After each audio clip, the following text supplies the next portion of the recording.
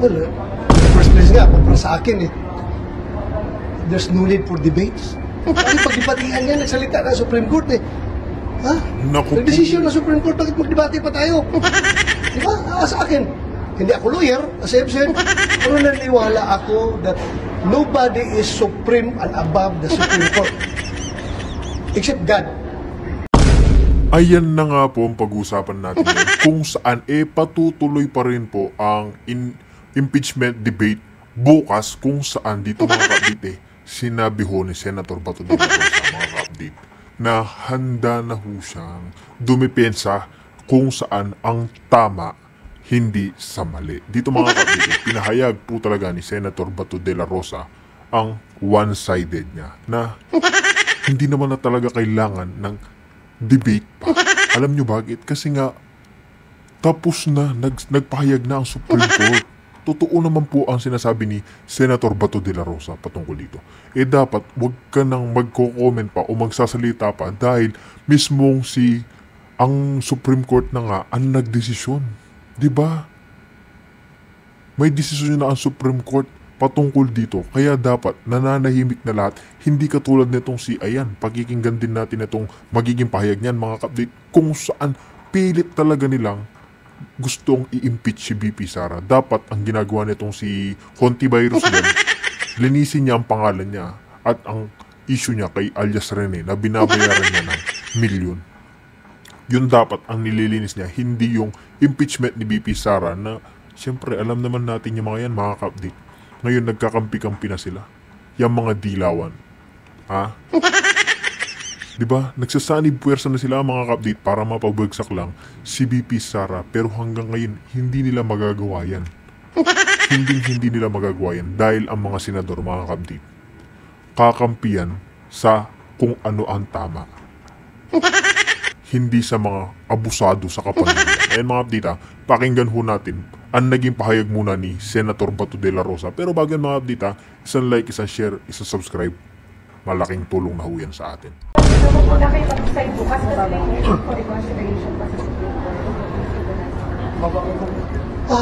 Depende yan kung anong magiging mga motions na lalabas bukas sa plenaryo. Kung merong mag-motion na desisyonan na, then pagbutukan. Depende yan kung anong mangyari. Pero sa inyo po? May part, ako, wait and see lang ako kung anong lalabas ng mga punto doon sa, kung magkakaroon ng debate. And of course, ready rin ako sumali sa debate. Gano'n po kayo kahanda for tomorrow, sir? Nabasa niyo na ba yung AC decision? Binasa ko yung Supreme Court ruling twice. Ilang pages yun? 27, sir. 27, kaso hindi ko lang ma-memorize dahil tanda na ako Pero ready kayo, sir, ready kayo sa debate bukas, sir? Well, ready na ako. Hindi naman ako nagmamagaling-galingan, no? Kundi may mga punto lang rin tayo na ipapalabas. Depende sa mga puntos na ilalabas nila. That would be a debate, di ba? But you will move to dismiss. Move to? Dismiss. Dismiss? I'm not sure. Makikinig muna ako bukas kung ano yan. At hindi lang naman ako pwede mag-motion to dismiss, di ba? Hindi lang naman ako. Marami naman dyan. Pero your stand is to dismiss, tama, sir? It never changed. It never changed dahil Supreme Court na nga nagsabi niyan Bakit hindi pa natin sundin ang Supreme Court? Di ba? Oo. Supreme Court is the final arbiter. So, sundin na lang. With the guidance of the Holy Spirit, kung papaligtad yung Supreme Court ruling, kung sakali, yun ang pinabanggit ni Tito Sen. Kung halimbawa, bawiin ng Supreme Court yung ruling nila. Umabor sa MR ng House. Umabor sa MR ng House. Then, depende sa magiging action, ng plenary action ng Senado. Pag-usapan ulit yan. Pero tingin niyo po ba, dapat ituloy na bukas o hintayin muna yung magiging decision ng doon sa appeal? As I have said, I'm not over-eager to move for dismissal or what. Sa akin lang is makinig lang ako bukas kung ano mga motion na magsipaglabasan. And I am ready to support the side na pinapaniwalaan ko na tama. Diba? Tama lang po ang naging pahayag ni Senator Bato de la Rosa. Hindi naman talaga kailangan ng pagdidebate pa dyan sa impeachment kay BP Sara. Kasi dapat respetuhin na lang natin ang naging desisyon ng Korte Suprema at ng mga senador. Di ba? Dapat sapat na yan eh. Sapat na ho yan. Sobra-sobra pa. Korte Suprema na ang umapila na hindi pwedeng ma-impeach si BP Sara. Pero patuloy pa rin nilang itinutulak ito. Di ba? Itinutulak nila kasi mga ka-update. Alam nilang makapangyarihan ang mga pamilyang Duterte pag nakaupo. Hindi nila mapapasok lahat ng katarantaduhang ginagawa nila at lahat ng anomalya neto mga administrasyon ni Marcos Jr. at ng mga dilawan pag nakaluklok ang mga Duterte. Noong nakaupo nga itong si Pangulong Duterte, balikan lang natin mga kabitan, may peace of mind tayo. Diba? Totoo naman po yan. Hindi yung tuwing madaling araw, natatakot ka lumabas. Diba? Kahit nga tirik yung araw ngayon, yung krimen nakakatakot. Pero noong kapanahunan ni Pangulong Duterte, takot ang mga adik, hindi ang mga normal na tao, hindi ang mga biktima. Kasi ngayon, itong si Hontivirus, may inapilayan mga kapatid. Diba? May inapilayan na yung mga suspect, yung gumawa ng mga krimen, meron pa silang protection dyan. Pero ang mga biktima, ang pamilya nilang nagdudusa, paano? Kawawa sila, di ba? Kaya, ngayong kung sakali mang makakaupo ang ating Vice Presidente sa 2028 presidential election, napakalaking bagay po niyan. Mawawala ang salot dyan sa gobyerno. Matatanggal ang mga kurap, lahat ng mga anomalya dyan sa Senado. Totoo po yan mga ka-update.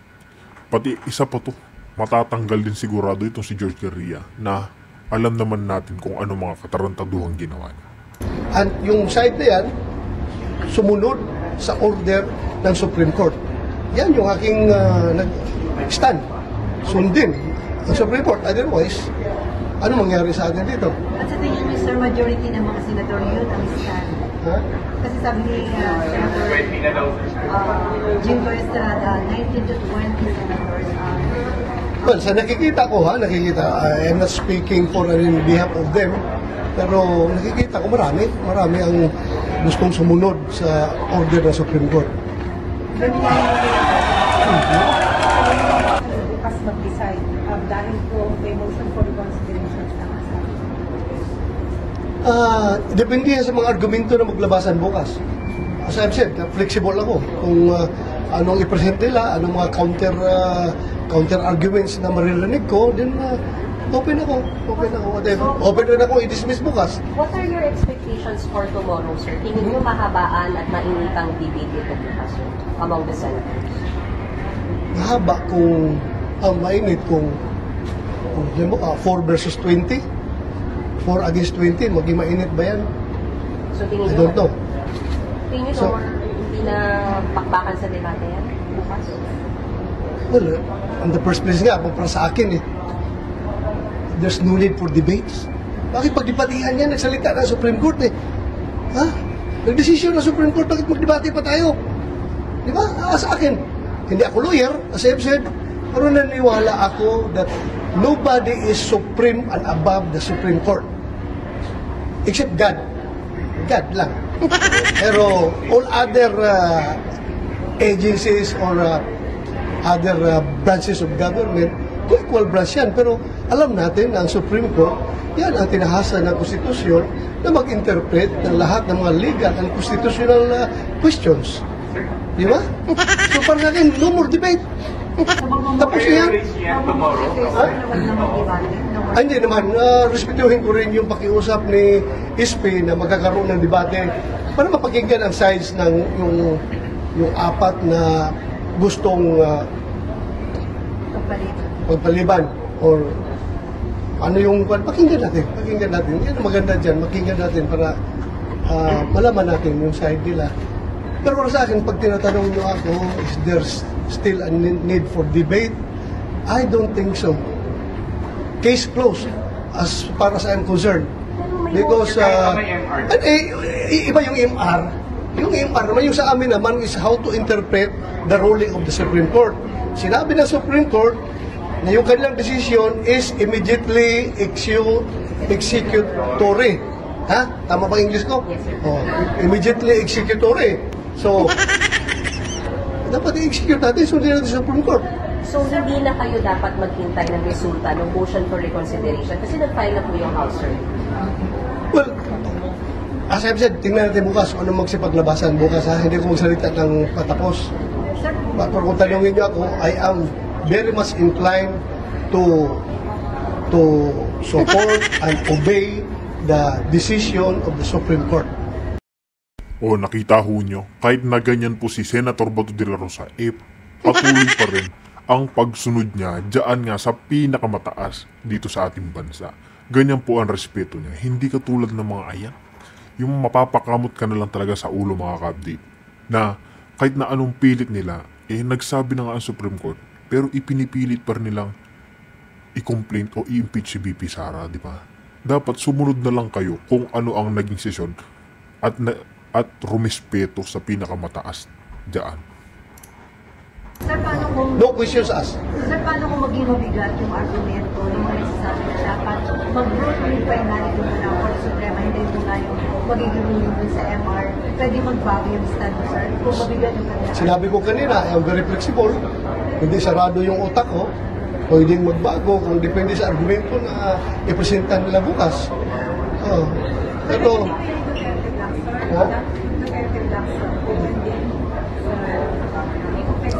I am only speaking in behalf of myself, ha? Ayaw ko magsalita para sa iba. Baka mamaya yung iba, hardliner talaga na pinag-usapan na natin yan sa caucus. Na-decision na natin today. So we have to decide today. Baka mamaya, gano'n, ha? Baka may gano'n. Ha?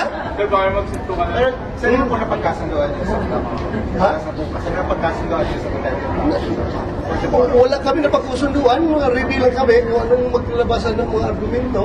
Pero pag... Basta kami, ako personally, I am inclined, hindi nga inclined, I am fully obedient to the Supreme Court ruling. Pero kung nauwi sa botohan, safe to say, sir, buong Duterte bloc will vote to dismiss. Not one we can say. Most likely. Sir, Most likely. The whole bloc. Most likely, but I am not hindi namin pag-usapan yan, ha? Pero most likely. Most likely, we're talking about yung Senator Bongo, Senator Sainz, Senator Marcoleta. Kasama yung dalawang billiards din, sir, sa most likely. Most likely. Depende, ha? As I've said, don't quote me. Baka magalit sila sa akin. Bakit ko sila sinasabi? Tinanong niya ako, baka. Yun nga, most likely, baka. Inaasahan niyo, sir. Baka. Sir, nakapag-usap na po ba kayo ni Bibi? Nakapag-usap na po ba kayo ni Bibi? Hindi. After recent. Hindi, tinitext ko siya, hindi ba sumasagot? Oo. Oo. Sir, ba't hindi sila, sir? Ha? Ba't di po kayo sinasabi? Baka nag-chase ng number. Hindi kayo nasabihan, sir. Baka nag-chase ng number. Hindi kayo nasabihan, sir. Ha? Sa inyo na, hindi kayo nasabihan sa new number. Wala, hindi ko alam. Si Senator Marcoleta, kasama pa rin po ba ng Duterte? Depende sa kanya. Kung gusto niya magpa-identify sa amin, wala namang kung problema dyan. Sir, Ano ilan na problema? po ba? Sir, sabi po ni Sen. Ivy, to third five na lang, lima na lang daw po kayo. Pero sabi niyo nung una sa amin, lima kayo. Ito nga kami, yan, 5 kami plus 2 bilyars, di ba? Yun yung aming Sino yung lima, sir? Ha? Sino po yung lima, sir? Kayo... Bongo, Senator Bongo, Senator Robin Padilla, Aime, Marcoleta, Anton Villiers. Pero kung ayaw nila Marcoleta na ma-identify sa amin, wala akong problema. Basta pareho lang kami na paningin sa mga issues. Pareho kami na paningin sa issues. Nag-business ni Marcoleta, sir, para finally wala sa'yo sinabi. Sir, bukas po, sir, how you are going to decide? Siyempre, pupunta tayo sa impeachment, di ba? Kasi mula po nung February 5, ngayon po August 5, so I'd like to greet you. Kalahating taon Opo, na. happy semi-anniversary. Thank you, I think. Dapat hindi isang semestre ang lumipas. So nasa 6 na tayo. Wala na tayo sa 4th with. Oh. Nasa sixth win na. Nasa sixth win na po. So ano pong mangyayari bukas? So ang dami na pong mga major moves, ano. Number one, naghain na ng motion for reconsideration ang lower house sa Supreme Court at nag-request na rin ang lower house sa Senate na wag muna kayong magdesisyon kasi hintayin muna natin itong magiging resulta ng aming motion for reconsideration. What do we expect from the Senate bukas, August 6? Please expect na bukas, August 6, Red Letter Day, ang isang marubdob at matalas na debate para sa panig namin ipagpatuloy yung impeachment trial at hintayin nga muna ang... Oo, yan. Isulat mo na ng magandang script mo kasi bukas na nga yung pag-aatad nyo o pagmamadali nyo ma-impeach si VP Sara para sa debate. Magsulat-sulat ka na, Rizal Hontiveros talaga namang ipakita mo kung ano ibubukan. Linisin mo rin yung pangalan mo dyan kay alias Rene, ha? Linisin mo yung pangalan mo dyan kasi nakakahiya yan.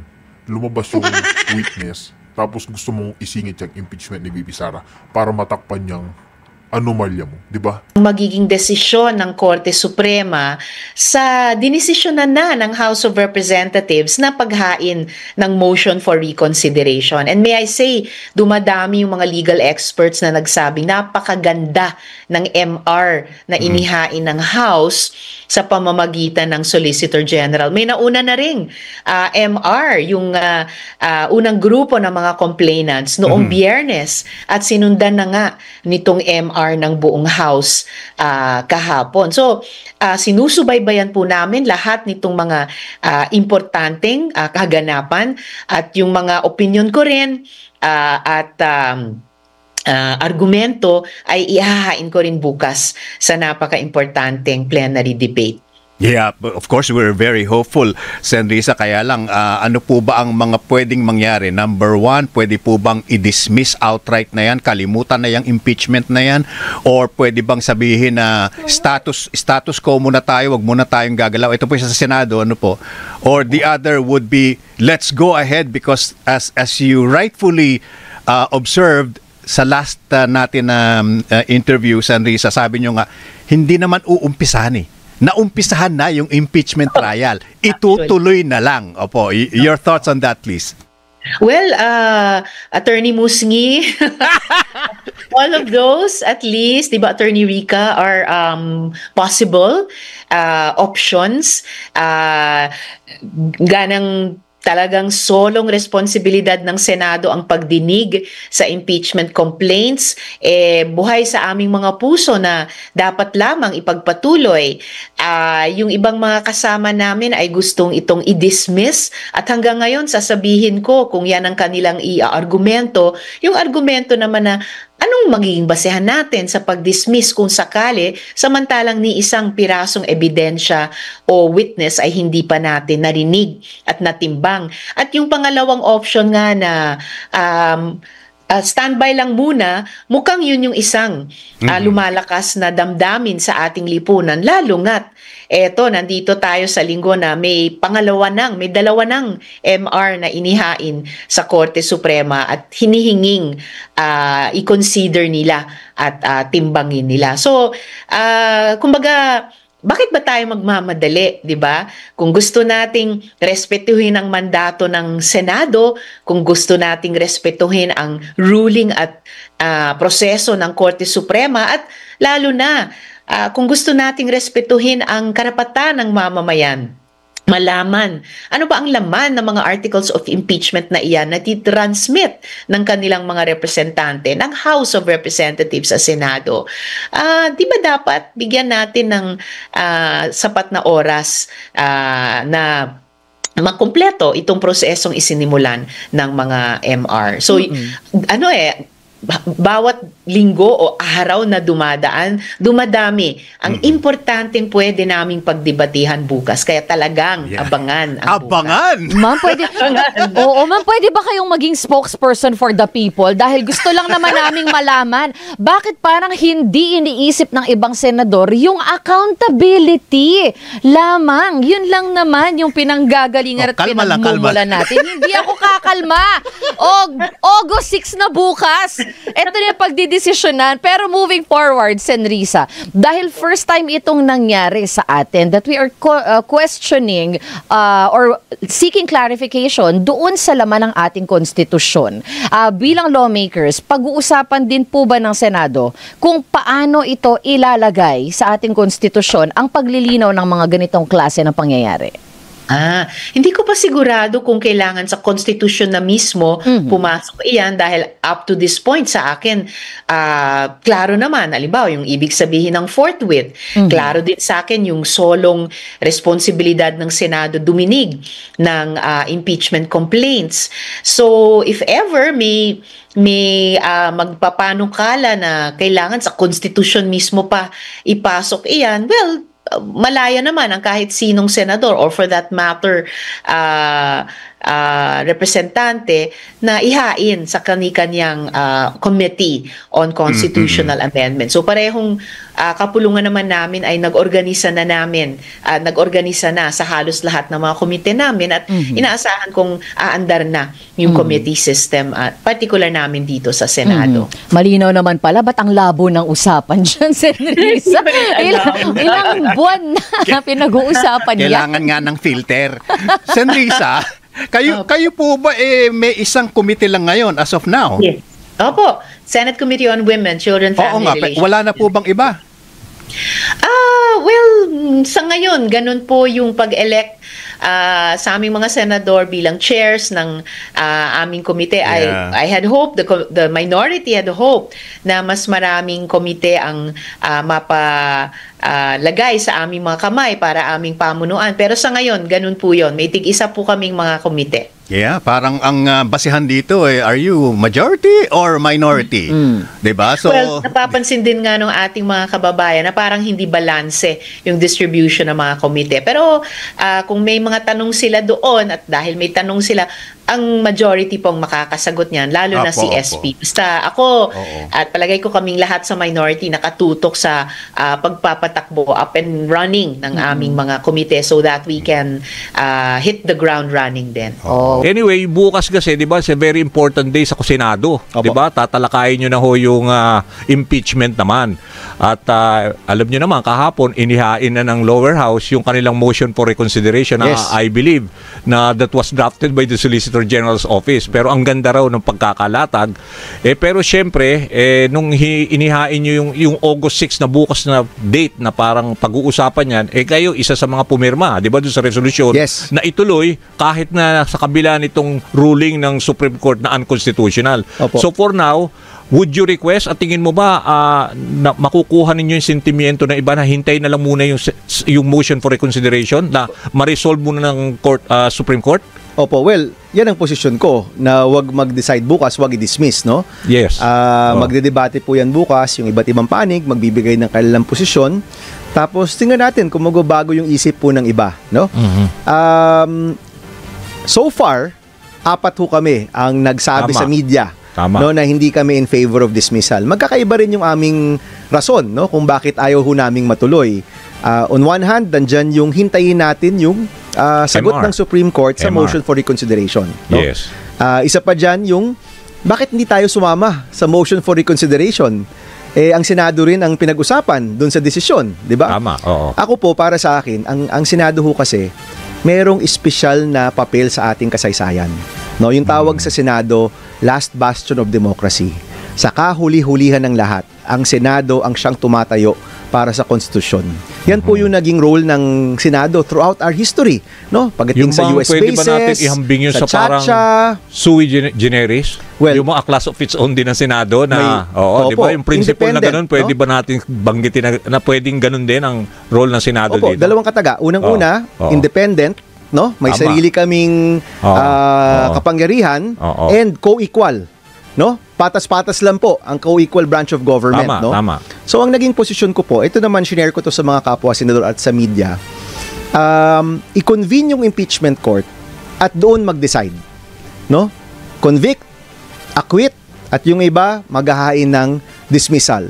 But you do it as the impeachment court, no? Yung iba naming kasama ho, ayaw nila na mag-convene na yung impeachment court. I-dismiss na outright. Kaya nga, yun nga ang bukas, parang no? namumuo nga bukas. Opo. So gusto mo mag-convene, anyway, para ano lang, to either convict, di ba, or acquit.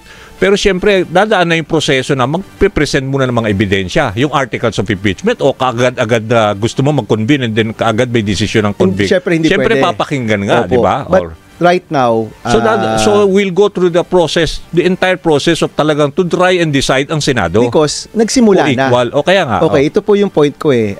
Nagsimula na yung proseso eh. Nag-oath na nga yung mga tao, di ba? Nag-rope na nung sila. 19 Congress, tama. Di ba? Nagsimula na.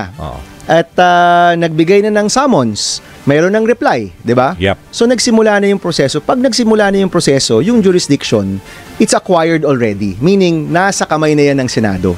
Yun yung Alright. posisyon ko po, no? Alright. Of course, with all due respect, iba yung posisyon ng Supreme Court. And there are times in our history, Sir Danny, na ang Senado nanindigan para sa kanyang independence. Tumindig sa kanyang sariling paa at nagsabi, co-equal branch of government kami. Ito yung tingin naming tama, ito yung gagawin natin, no? Even with respecting and rationalizing all of these decisions, no? At the minimum, siguro magandang hintayin natin yung motion for reconsideration ng Supreme Court. Kaya nga, yun na So nga. bukas po, maglalabasan kami ng mga argumento. And I'm hoping na may mga magbago ang isip at makita ho natin na hindi munang agad-agad i-dismiss ito. By the way, Sir Danny, hindi ito tungkol sa innocence or guilt ni Kaya Vice nga, President kaya nga, Sara. oo. Kahit yung Supreme Court sabi nila, hindi ito tungkol sa facts of the case. Yung technicality ang Tungkol nagiging to issue. sa proseso, teknikalidad, at yung tinatawag nating mga patakaran na dapat sundan na binago rin naman ng Supreme Court, no, sa kalagitnaan ng Tama, prosesong tama. ito, Oo. no. Right now naglabas na si Phil Consa, si former Chief Justice Dami Puno, nga, dalawang former nagsulat siya. Chief Justice, Justice diba? Ascuna, naglabas na rin. Panganiban, Sila Rene Sarmiento, diba? Sila Carpio. Ibig sabihin, the best legal minds, naglabas na ng mga kanilang saloobin, and they are all disputing itong ruling ng Ako, I've been covering all through the years, ha. This is the first time nakita ko na ganyan ng ruling ng Supreme Court na ang dami nag-question. Opo. Na mga dati rin mga miyembro din ng Korte Suprema at saka framers pa ng mga konstitusyon, di ba? Ng ating 1987 Constitution. Si Senator Kiko po, ang posisyon niya, huwag magmadali, payagan mag-oral arguments. No? Ayun, isa yun, di ba? Mag-oral argument tayo para sa harap ng publiko, mapag-usapan ng iba't ibang panig bago tayo magdesisyon ng mabilisan. Maganda rin po 'yan, magandang paraan rin po 'yan, no, para mapag-usapan talaga yung issue at mailabas sa publiko ano ba talaga yung mga iba't ibang panig dito. Kasi maraming maraming Tama, misinformation tama. Oo, di ba? oo. Kasi Kasi in a public debate like sa media,